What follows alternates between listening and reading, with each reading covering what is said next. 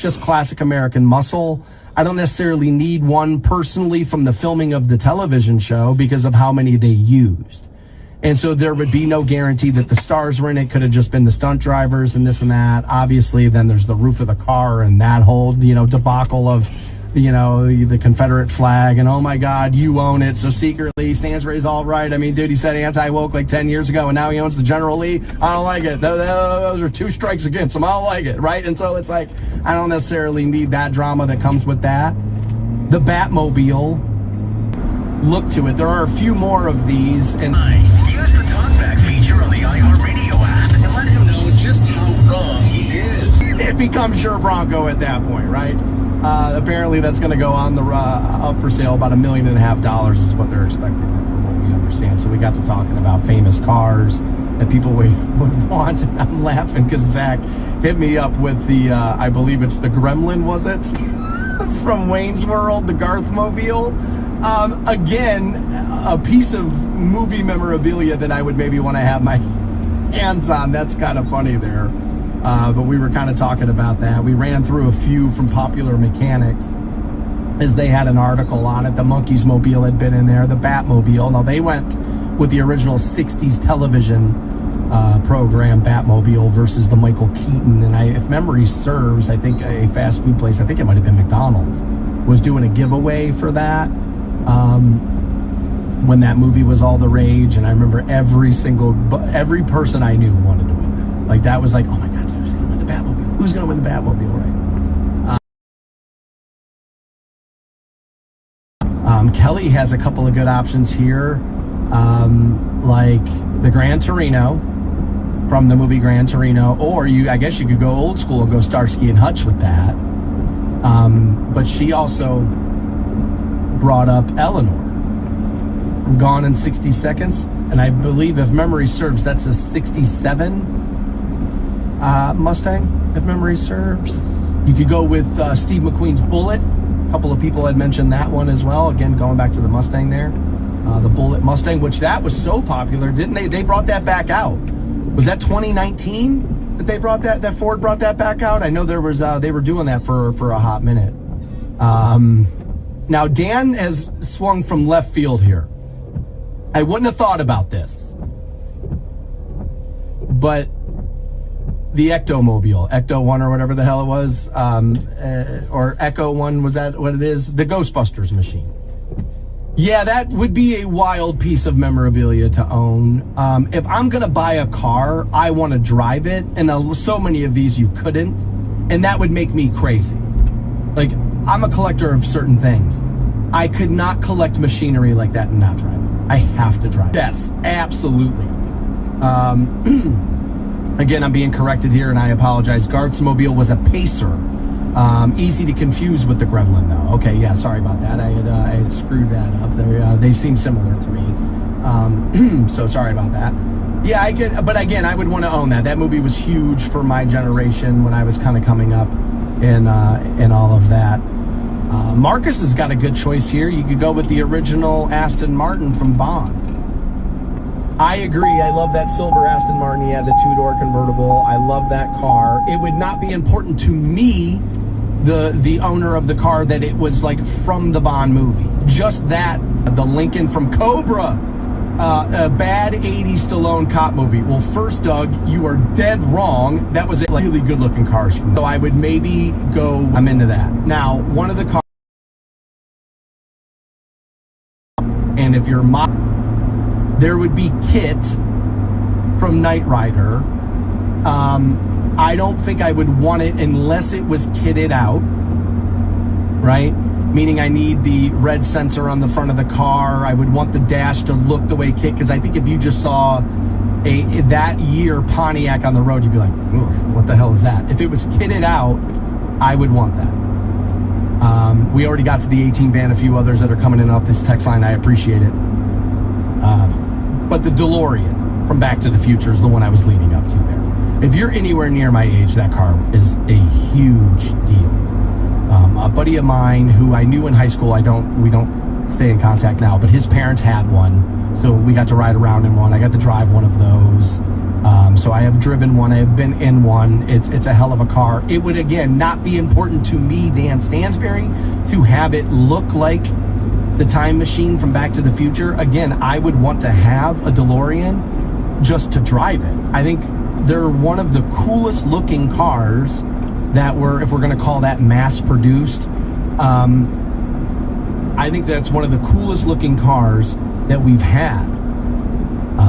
They're just part of like lore Americana, I suppose, if you want to go that far with it. I'm surprised that door style hasn't been mimicked more often. So as of these suggestions I've seen thus far, just kind of thinking off the top of my head on it a little bit, I would think I would go with the DeLorean there, or give me the white. Playing the station. We expected you to cancel him by now. Bank keyword off of me in about an hour, 9 a.m. I'll get that first one passed out. We'll do them all day. Man, you guys got a lot of great suggestions for the famous, maybe television or famous cars that you may want to own. What got us into it is the famous Bronco that OJ had been on the run in. Al Collins, I believe, behind the wheel of that at that moment. OJ in the back seat. It's going up for sale. They expect about $1.5 million. So we started talking about all the cars, right? DeLorean got brought up quite a bit from Back to the Future. I'd want to own that for sure. I don't even think it needs to look like it came from the movie. I would just like a DeLorean. That's a brand I'd almost wish they'd reboot. A lot of people talked about the General Lee. Maybe Eleanor from Gone in 60 Seconds was a good choice. I'd rather have the Mustang there than the Charger. Give me Eleanor over the General Lee. The General Lee in that, I mean, it's an iconic in that orange color. And maybe driving that to the Muni lot pregame for the Browns, that wouldn't be the worst, right? All right, maybe I'll go with that. The A-Team van got brought up a lot. Again, I'm surprised nobody mentioned John Wick's Mustang. For as popular as those movies were, and that being a huge part of that movie, not to spoil it for anybody who hasn't seen it. Now, a few of you are a little bit older, and I grew up with this movie too. I don't have a great love of it the way a lot of people from my generation do. I like it. Christine, the Stephen King. So I've seen this listed a couple of different ways as a Bel Air. I looked up quickly here. According to Google, and again, I'm not a car guy, but they say it is a 1958 red and white two-door Plymouth Fury hardtop is what that car had been, according to, again, some Google research there. I'm not a car expert. I don't know. I don't know who's right there, but that car was famous for sure. I don't think if you put one in a car show today, most younger people would know that that's why you had it. I wouldn't necessarily need to have it because it was tied to that movie. And if I was going to buy something from that era, I would just want a 57 Chevy because it's what my dad wanted more than anything. People who are into Stephen King, who are into those kind of movies, do I understand why you want to own that? For sure. Absolutely. A lot of people on the 70s station wagon from that 70s show. Again, outside of the connection to the show, I don't think I would really want to own it for any other reason. I'm not as big of a fan of that show for that to be a thing that I would want to own. Now, Todd's got a great choice. This isn't car. But again, we were talking a little motorcycle earlier with, I believe it was a Triumph, right? That Fonzie had been riding. I'm sorry if I have that wrong there. I had the article pulled up earlier. I don't anymore. But what Todd wants to own is, and this is an iconic motorcycle for sure. He wants the motorcycle from Easy Rider. I believe he's saying here it's routinely referenced as Captain America. That bike, yeah, that movie was, there was a generational shift with that movie, you know? And I watched that during COVID. That was one of those, during COVID, I was like, all right, I'm going to go watch these classic American films, right? I'm going to go watch a bunch of these. And I watched that movie, and I absolutely, still to this day, love that movie. That free bird spirit, that thing. And motorcycles do that better than cars. I'm not a motorcycle guy, but they do that better than cars. You'll hear people say it all the time. 4 wheels move the body, 2 wheels move the soul. This would be obscure for most people, but if I was going to go with a motorcycle, and there would be a lot of them. But if I could get the motorcycle, if I could get my hands on the Harley that Nikki Sixx rode in the Girls, Girls, Girls video, I may want that. I'm not even a big fan of that song, but it was a big video of the time. I grew up a crew head, and again, I don't want that year bike. I don't want to duplicate. I want the one Nikki Sixx had. If I could get that again, because I would mostly show it off, but you could ride it if you wanted to. It's not like so special. It's like, dude, don't ride the Girls, Girls, Girls bike, right? Like you could ride that. And I would maybe want to own that. I'm trying to think of some other famous motorcycles I'd want to get my hands on. Again, as it's not my hobby, but if I could get one of those, if I could get my hands on the car that Ace Frehley wrecked in Connecticut, I'd want that, but I can't because Sebastian Bach, formerly of Skid Row, already owns it. So you're not getting your hands on that. I would want one of those. As we were talking about the DeLorean from Back to the Future, you know what I would almost rather have from Back to the Future is the Toyota truck that he can't wait to take to the lake with Elizabeth Shue. I don't remember her name in the movie. But that I would want. That truck still to this, again, during COVID, I watched Back to the Future. And when I watched it, I was like, dude, that truck still looks great. It honestly, it looks so good. I wish they would just remake it. What are we doing? Make that. That's what guys want. This is what we want. Make that. Right? And so like when I see that, I would almost rather have one of those. I wanted that. The DeLorean time machine as a kid seemed out of reach. Like it seemed like I can't grab onto that. I can't have that. But the truck in the garage going to the lake, it felt like that's touchable. That's a dream I could get. I could manifest that. And I would absolutely want one of those if I could get my hands on that. I'm being told the car from The Wraith. I don't know that reference. You'll have to excuse me there. I don't know that. Oh my God. The motorcycle from T2, from Terminator 2. Yeah, I'll give you that one. That's a famous bike I missed. Another one I didn't think of until just now when you said that. The motorcycle from Rocky 3. With the logo in it and all of that. That was a big movie for me as a kid and growing up with that. If I could have that, that's a motorcycle I would want. I'm hearing a lot about Ducatis. If I was going to buy a new bike off the lot, a Ducati's probably what I would buy personally for me just to ride. I like the style, I like the look, I want some of the speed that's in that. And again, I'm not necessarily a bike guy, but if I was going to buy one, that's probably what I would look for more. That's more my style probably, the Ducati there. But yeah, I'm going to go with the truck from Back to the Future over the DeLorean. The DeLorean's worth more money, they're harder to get, all of that, but that truck looked great in 1985 and it still looks great today. By now, you're asking yourself, is he trying to be wrong? You incinerating that I'm dumb? The Stan Sperry Show.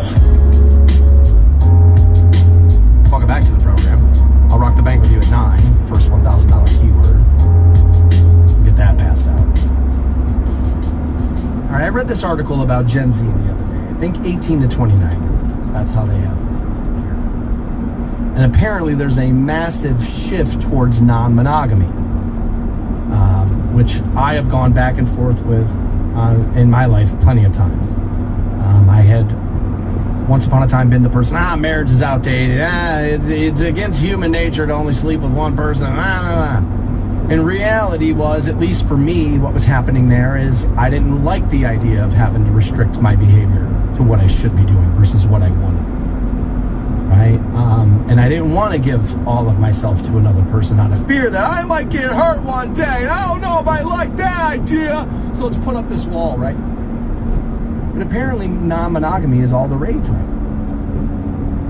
They start talking here about how Gen Z is, they're born into a world full of technology and access to information.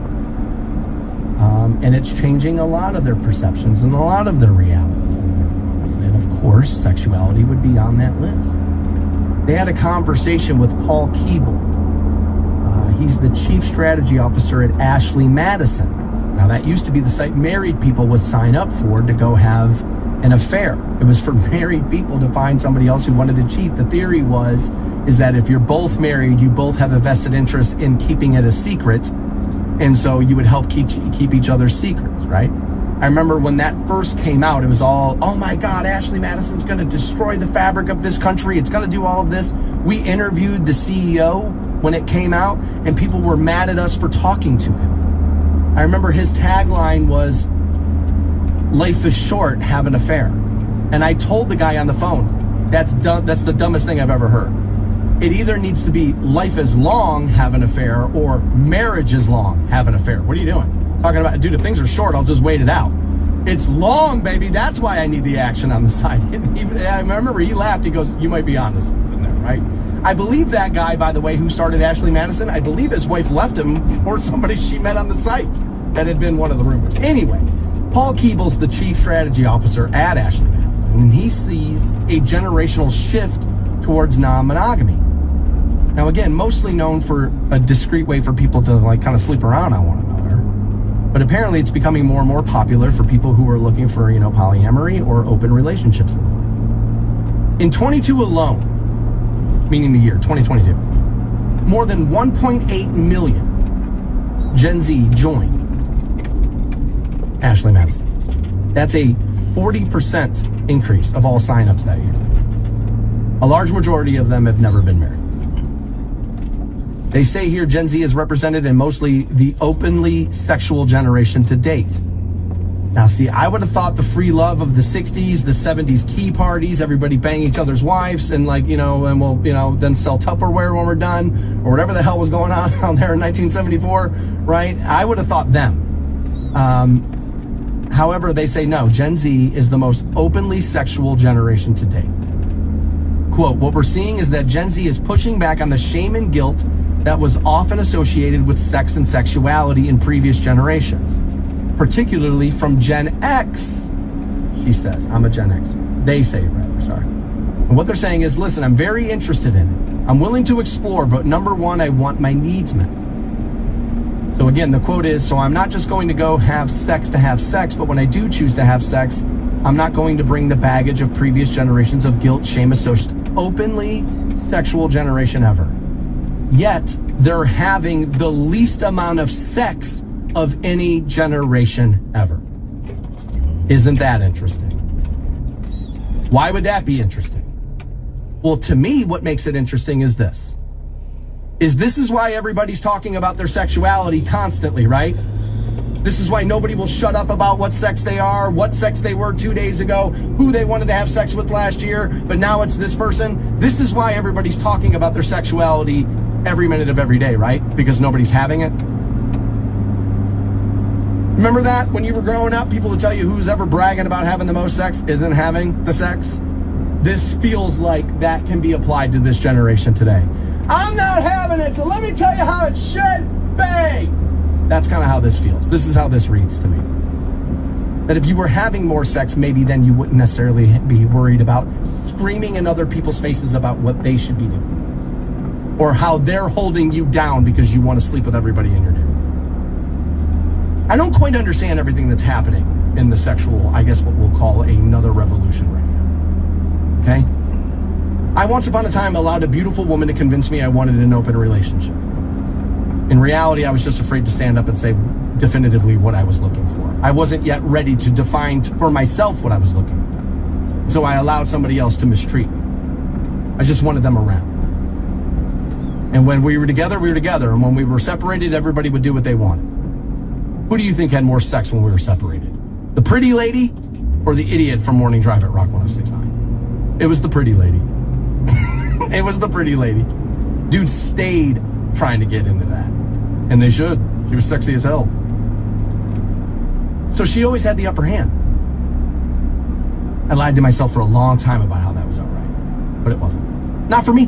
Might be fine for you. I don't quite understand everything that's happening out there with this. Here's what I mean. I understand couples getting together. I choose you, you choose me. Never shall anybody else get in here. We're good.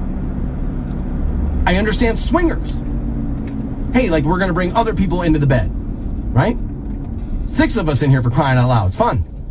Could understand it. Not, again, for me, could understand it. Open relationships. I understand that. You go out when we're separated. You going out of town for business. You slide down on that, and I'll insert this over here. You get it. Not again, not what I would want, but I could understand how people come to those choices. The new thing that's not new, but one of the hot things out there right now that I don't understand at all is the throuple. The throuple is 3 people in a relationship with one another. That I don't get. If you told me we were a quad, it's 2 couples and then everybody kind of mixes up and maybe we all live in the same house, I could understand. It's the numbers even. What I don't understand about the throuple is what happens.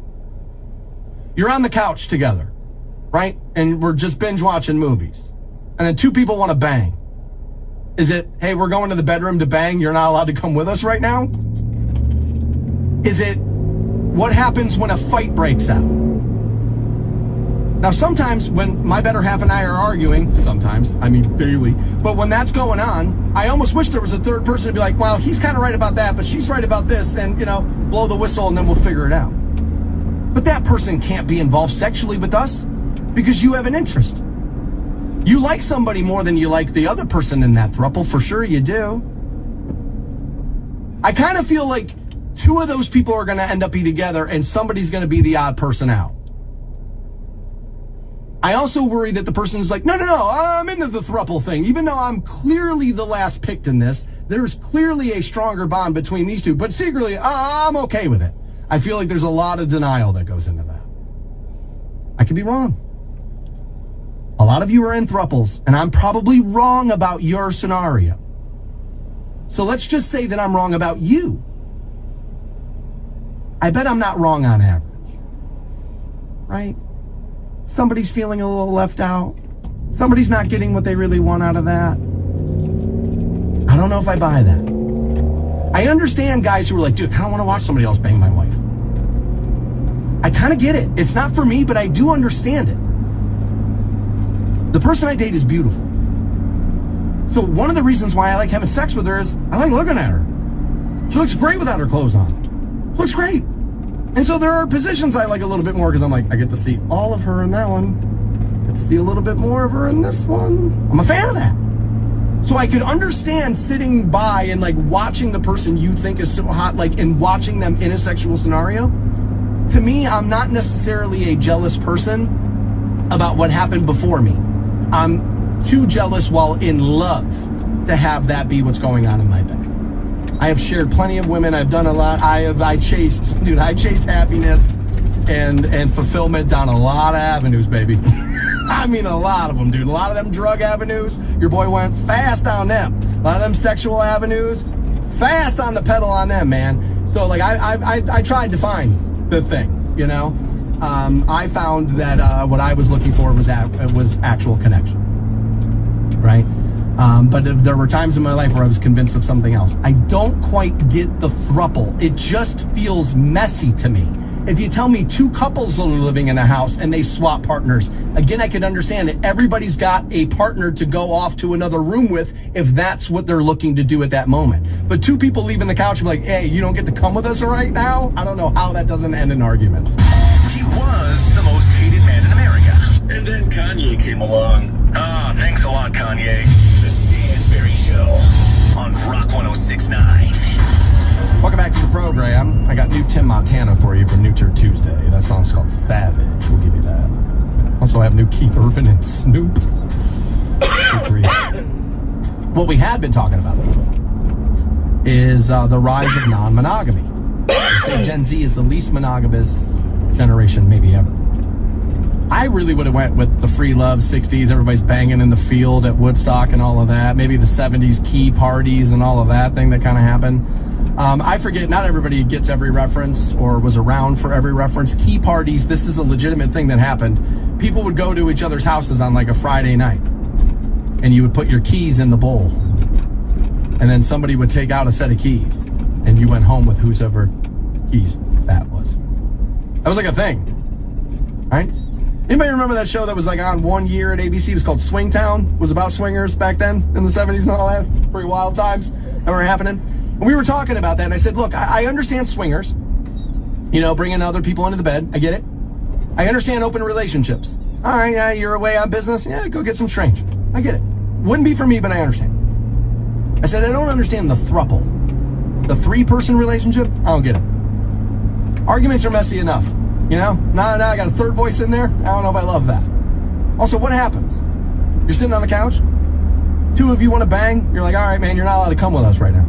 You know what I mean? And by the way, I mean go with us. Yeah, probably should clean that one up a touch, right? Now James is like, dude, what are you talking about here? It's like, who says they don't go to the bedroom all at the same time to have sex together? Well, I assume that they would. You know, my point was not every time though. You don't always feel like it. Might not be in the mood. But that doesn't mean you're not going to maybe have some feelings of jealousy if they go to. That's where I wonder, like, how does that work? How does it go down? How does that not messy? Now relationships are messy. God knows mine is. You know? So I just think having another person in would be difficult for me. I'm seeking an outside partner because this was some of the questions people were asked. 51% said because one person alone cannot fulfill my sexual needs. Is that true, or is it because we're doing a bad job of telling the other person what our sexual needs are, either A, out of embarrassment that we want that need to be met in that manner, or that you're worried that you're going to make somebody else feel not great about their sexual performance? So is it true one person can't do that, or is it we just believe that's true out of some misconceptions we might have? 26% of people said I'm testing the waters to see if monogamy or just my primary partner that's unfulfilling, meaning I want to find out, am I just with the wrong person sexually, or am I looking for non-monogamy, polyamory? 23% said I generally feel fulfilled in my romantic relationships, but there's always room for more. And 16% I can't be happy and monogamous at the same time. A lot of people feel like that. I can't speak for everybody. But I think you got to be real honest about whether or not, can you not be happy in a monogamous relationship, or are you not happy just not doing whatever the hell it is you want whenever the hell it is you want? Restriction of behavior is good for you. Just because you can do something doesn't mean you should be doing it. And I've been talking about this with sexuality for a few years, and I'm